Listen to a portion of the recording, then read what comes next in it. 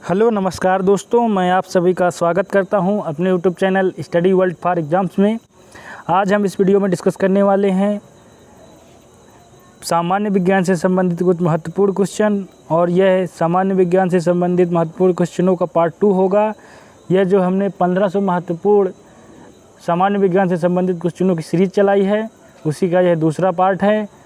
और इसकी हमने एक प्लेलिस्ट भी बना दी है सामान्य विज्ञान जनरल साइंस के नाम से, तो आप लोग जो एक वीडियो हमने बनाया है उसको देख सकते हैं। और वीडियो अगर आप लोग पसंद आए तो लाइक भी कर दीजिएगा। आइए आज का वीडियो शुरू कर लेते हैं बिना किसी देरी के। तो पहला क्वेश्चन है आज का, चंद्रमा पर वायुमंडल ना होने का क्या कारण है।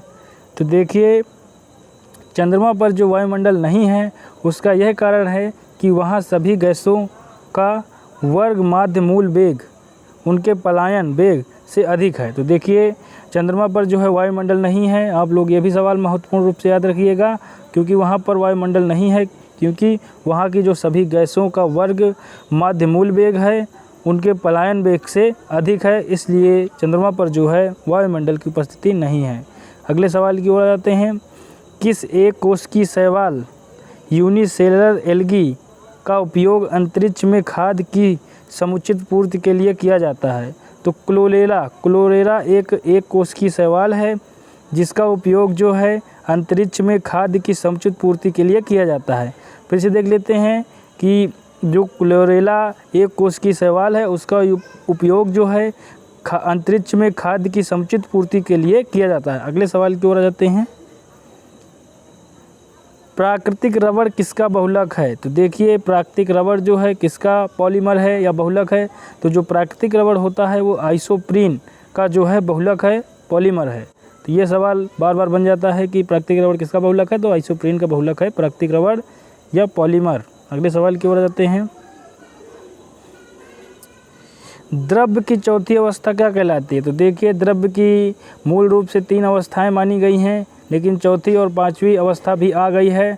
तो जिसमें चौथी अवस्था का नाम प्लाज्मा है, और मूलभूत जो पदार्थ की अवस्थाएं होती हैं ठोस, द्रव और गैस होती हैं। उसके अलावा प्लाज्मा और 5वीं जो अवस्था है बोस आइंस्टीन की नई जो 5वीं अवस्था है उसकी खोज की गई है। बोस आइंस्टीन 5वीं जो है द्रव्य की अवस्था है। तो चौथी अवस्था की यहाँ बात की गई है द्रव्य की, तो जो है प्लाज्मा है, और प्रथम 3 अवस्थाएं ठोस, द्रव और गैस है। अगले सवाल की ओर आ जाते हैं, प्रत्यावर्ती धारा की माप किस यंत्र से की जाती है। तो देखिए, जो प्रत्यावर्ती धारा है उसकी माप जो है तप्त तार अमीटर, हॉट वायर अमीटर से की जाती है। तप्त तार अमीटर, हॉट वायर अमीटर से जो है प्रत्यावर्ती धारा की माप की जाती है। अगले सवाल की ओर जाते हैं, प्रकाश तरंगों के किस गुण से उनके अनुप्रस्थ होने का प्रमाण मिलता है। तो देखिए, प्रकाश तरंग का जो ध्रुवण गुण होता है, पोलराइजेशन होता है, ध्रुवण गुण होता है, उसी के कारण जो है उनके अनुप्रस्थ होने का प्रमाण मिलता है। तो प्रकाश तरंगे कैसी तरंगे हैं, अनुप्रस्थ तरंगे हैं, क्योंकि उनमें ध्रुवण की प्रक्रिया उत्पन्न होती है। अगले सवाल की ओर जाते हैं, एक वृत्ताकार वलय सर्कुलर रिंग का गुरुत्व केंद्र कहाँ होता है। तो देखिए, एक वृत्ताकार वलय या वृत्ताकार पथ जो होता है उसका जो है गुरुत्व केंद्र जो है वलय जो होता है, वृत्त जो होता है उसके केंद्र पर होता है। तो देखिए, एक वृत्ताकार वलय का गुरुत्व केंद्र जो है वलय के जो है केंद्र पर होता है या वृत्त के केंद्र पर होता है। अगले सवाल की ओर जाते हैं, मानव रक्त का पीएच मान क्या होता है। तो देखिए, मानव रक्त का पीएच मान 7.4 है, और यह क्षारीय मान दर्शाता है। तो देखिए, पीएच सारेंसन द्वारा पीएच स्केल की खोज की गई थी, जिसमें दर्शाया गया है 0 से 14 तक क्रमांक दर्शाए गए हैं, जिसमें 0 से 7 तक के जो 0 से 6 तक के अंक हैं वो दर्शाते हैं अम्लीय मान, जबकि 7 जो है वो न्यूट्रल को दर्शाता है, और 7 से ऊपर जितने भी मान हैं 14 तक वह क्षारीय प्रकृति को दर्शाते हैं। तो इस प्रकार 7.4 हो जाने से हमारा मानव जो रक्त होता है वह क्षारीय प्रकृति का है, और 7.4 इसका जो है पीएच मान है। अगले सवाल की ओर आ जाते हैं, खनिज संरचना की दृष्टि से हीरा क्या होता है। तो देखिए, खनिज संरचना की दृष्टि से जो हीरा होता है वह कार्बन का ही अपर रूप है और सबसे शुद्ध अपर रूप है। हीरा कोई धातु नहीं है, हीरा एक पदार्थ है जो कार्बन का शुद्ध रूप है, और दुनिया का सबसे कठोर पदार्थ भी हीरा ही होता है, क्योंकि वह कार्बन का शुद्धतम रूप है। अगले सवाल की ओर आ जाते हैं बिना किसी देरी के, ग्रह गति प्लैनेटरी मोशन का सिद्धांत किसने प्रतिपादित किया। तो देखिए, केपलर नामक एक वैज्ञानिक हुआ करते थे, जिन्होंने जो है ग्रह गति प्लैनेटरी मोशन का जो है सिद्धांत प्रतिपादित किया। सर्वप्रथम उन्होंने ही बताया कि जितने भी ग्रह हैं सूर्य के चारों ओर वृत्ताकार दीर्घ वृत्ताकार पथ पे जो है चक्कर लगा रहे हैं। तो ग्रह गति का नियम जो है केपलर नामक वैज्ञानिक ने जो है प्रतिपादित किया। अगले सवाल की ओर आ जाते हैं। हाइड्रोजन बम किस सिद्धांत पर आधारित है? तो देखिए जो हाइड्रोजन बम होता है सबसे खतरनाक और सबसे विनाशक बम होता है, और हाइड्रोजन बम का जो सिद्धांत है वह नाभिकीय संलयन है। न्यूक्लियर फ्यूजन जो है हाइड्रोजन बम का जो है सिद्धांत है। न्यूक्लियर फ्यूजन में होता क्या है कि दो छोटे नाभिक मिलकर एक बड़ा नाभिक का निर्माण कर लेते हैं, और इसी तरह यह नाभिक बड़ा होता जाता है और काफ़ी ज़्यादा तबाही मचा देता है। तो हाइड्रोजन बम का जो सिद्धांत है नाभिकीय संलयन का सिद्धांत है। अगले सवाल की ओर जाते हैं। प्रोटीन की खोज किसने की थी? तो देखिए प्रोटीन नहीं है, सॉरी दोस्तों, प्रोटॉन है। देखिए जो प्रत्येक तत्व होता है, प्रत्येक जो प्रत्येक जो क्या नाम से पार्ट होते हैं, पार्टिकल्स होते हैं, उनके मध्य में नाभिक होता है और तत्व के मध्य में नाभिक होता है, और नाभिक में जो है 3 मूलभूत कण पाए जाते हैं जिनमें इलेक्ट्रॉन, प्रोटॉन और न्यूट्रॉन होते हैं। जिसमें न्यूट्रॉन नाभिक में नहीं, नाभिक के चारों ओर चक्कर लगाता है। प्रोटॉन और न्यूट्रॉन जो है नाभिक में उपस्थित होते हैं।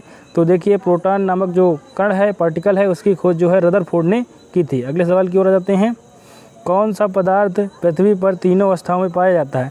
तो देखिए पानी ही एक ऐसी जो है चीज़ है या वस्तु है जो प्रकृति में जो है पृथ्वी पर तीनों अवस्थाओं में पाई जाती है। देखिए पानी जब मूल अवस्था में रहता है तो वह तरल अवस्था में होता है, जब उसे जमा दिया जाता है फ्रिज में तो बर्फ़ अवस्था में आ जाता है, और जब गर्म किया जाता है तो भाप बनकर उड़ भी जाता है। तो ठोस, द्रव और गैस तीनों ही अवस्था में जो है पानी पाया जाता है पृथ्वी पर।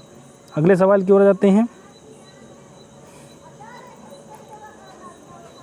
हीरे के संबंध में कैरेट क्या होता है? तो देखिए हीरे के संबंध में जो कैरेट होता है, हीरे के भार का मात्रक होता है। तो देखिए हीरे का जो भार मापा जाता है कैरेट में मापा जाता है। तो हीरे के संबंध में जो कैरेट है हीरे के भार का मापक होता है। Units of weight of diamond. अगले सवाल की ओर आ जाते हैं। गैल्वेनिकृत लोहे पर किसका लेप होता है? तो देखिए गैल्वेनिकृत लोहे में जो है जिंक का लेप कर दिया जाता है, जिससे जो है लोहा जंग रहित हो जाता है, उसमें जंग नहीं लगता है। जंग से बचाने के लिए लोहे को जो है गैल्वेनाइजेशन किया जाता है, गैल्वेनीकृत किया जाता है, और इसमें लोहे को जो है जिंक जो धातु होती है उसकी परत चढ़ा दी जाती है। अगले सवाल की ओर जाते हैं। भारत में 28 फरवरी को विज्ञान दिवस किस उपलक्ष्य में मनाया जाता है? तो देखिए भारत में प्रत्येक वर्ष 28 फरवरी को जो है विज्ञान दिवस के रूप में सेलिब्रेट किया जाता है, क्योंकि इसी दिन सीवी रमन जो थे, भारतीय वैज्ञानिक भौतिक शास्त्री थे, रमन प्रभाव की खोज करने के लिए इसी दिन जो है उन्होंने रमन प्रभाव की जो है खोज की थी। तो इसी दिन की थी, तो इसी दिन को हम राष्ट्रीय विज्ञान दिवस के रूप में मनाते हैं। तो 28 फरवरी को राष्ट्रीय विज्ञान दिवस के रूप में इसलिए मनाया जाता है क्योंकि इसी दिन डॉक्टर सीवी रमन ने रमन प्रभाव की खोज की थी। अगले सवाल की ओर जाते हैं। 7 नवंबर 1988 ईस्वी भारत के किस महान वैज्ञानिक का जन्मदिन है? तो देखिए 7 नवंबर 1888, सॉरी दोस्तों 1988 मैंने बोल दिया था, तो 1888 है ये। तो 7 नवंबर 1888 जो है भारत के जो है डॉक्टर सीवी रमन जो हैं, जिन्होंने रमन प्रभाव की खोज की थी, और इसी के उपलक्ष्य में जो है विज्ञान दिवस मनाया जाता है। तो डॉक्टर सीवी रमन का जन्म जो है 7 नवंबर 1888 ईस्वी में हुआ था। अगले सवाल की ओर जाते हैं। आयोडीन युक्त नमक का प्रयोग किस बीमारी की रोकथाम के लिए किया जाता है? तो देखिए आयोडीन युक्त नमक का जो है प्रयोग गलगंड, जिसे ग्वाइटर रोग कहते हैं, गले में होता है, और यह थायराइड ग्रंथि को प्रभावित करने वाला रोग है। तो आयोडीन युक्त नमक का प्रयोग जो है गलगंड नामक बीमारी से बचने के लिए किया जाता है, ग्वाइटर नामक रोग से बचने के लिए किया जाता है, और इससे जो है थायराइड ग्लैंड प्रभावित हो जाती है आयोडीन की कमी से, इसलिए आयोडीन युक्त नमक ही लें। अगले सवाल की ओर जाते हैं। विद्युत मोटर क्या है? तो देखिए विद्युत मोटर एक ऐसी युक्ति है जो विद्युत ऊर्जा को यांत्रिक ऊर्जा में रूपांतर करती है। तो देखिए डायनमो हमने पढ़ा था, डायनमो जो है एक ऐसी युक्ति है जो यांत्रिक ऊर्जा को विद्युत ऊर्जा में परिवर्तित करती है, जबकि विद्युत मोटर की बात की जाए तो यह विद्युत ऊर्जा को जो है यांत्रिक ऊर्जा में परिवर्तित करती है। तो इसलिए विद्युत मोटर और डायनमो का कार्य जस्ट उल्टा ही होता है। अगले सवाल की ओर जाते हैं। हरे पौधों में प्रकाश संश्लेषण की इकाई क्या कहलाती है? तो देखिए हरे पौधे में जो है प्रकाश संश्लेषण की जो इकाई होती है क्वांटोसोम, क्वांटोसोम जो होती है हरे पौधों में प्रकाश संश्लेषण की इकाई होती है। अगले सवाल की ओर जाते हैं। पृथ्वी का औसत घनत्व कितना है? तो देखिए जो पृथ्वी है उसका औसत घनत्व जो है 5.5 ग्राम पर घन सेंटीमीटर है, जो सभी ग्रहों के घनत्व से सबसे भारी है। तो पृथ्वी का जो है औसत घनत्व 5.5 ग्राम पर घन सेंटीमीटर है। अगले सवाल की ओर जाते हैं। सूर्य सदैव पूर्व से निकलता है क्योंकि सूर्य सदैव पूर्व से इसलिए निकलता है क्योंकि पृथ्वी जो है पश्चिम से पूर्व की ओर घूमती है। जो हमारी पृथ्वी है पश्चिम से पूर्व की ओर परिक्रमण करती है अपने अक्ष में, इसीलिए सूर्य जो है सदैव पूर्व से उगते हैं। अगले सवाल की ओर आ जाते हैं। पौधों में वाष्पोत्सर्जन दर के निर्धारण के लिए किस यंत्र का उपयोग किया जाता है? तो देखिए, पौधों में जो वाष्पोत्सर्जन की दर होती है उसका निर्धारण के लिए फोटोमीटर एक यंत्र होता है, उसका उपयोग किया जाता है। तो पौधों में वाष्पोत्सर्जन की दर को मापने के लिए उसका निर्धारण करने के लिए फोटोमीटर नामक यंत्र का प्रयोग किया जाता है। अगले सवाल की ओर आ जाते हैं बिना किसी देरी के। रेड लेड का रासायनिक सूत्र क्या है? तो देखिए, रेड लेड जो होता है उसका रासायनिक सूत्र होता है Pb3O4। तो देखिए, रेड लेड का जो है रासायनिक सूत्र क्या होता है? Pb3O4। ये आप लोग याद रख सकते हैं, महत्वपूर्ण सवाल बन जाता है अगर आपके परीक्षा में आ जाता है कि Pb3O4 किसका सूत्र है, तो रेड लेड का है। या इस तरह सवाल बनता है कि रेड लेड का सूत्र क्या होता है, तो Pb3O4 होता है। अगले सवाल की ओर जाते हैं। मानव शरीर में विटामिन के का निर्माण किस अंग में होता है? तो देखिए, विटामिन के जो होता है मानव शरीर में रक्त का थक्का जमाने के लिए बहुत ही महत्वपूर्ण विटामिन है। और विटामिन के का निर्माण जो है मानव शरीर में कोलन में बैक्टीरिया के द्वारा जो है विटामिन के का निर्माण होता है। अगले सवाल की ओर आ जाते हैं। डार्क एवेंजर क्या है? तो देखिए, डार्क एवेंजर जो है एक प्रकार का प्रमुख कंप्यूटर वायरस है। तो डार्क एवेंजर जो क्या कहलाता है? तो डार्क एवेंजर नामक जो है एक प्रमुख कंप्यूटर वायरस है जिसे डार्क एवेंजर कहते हैं।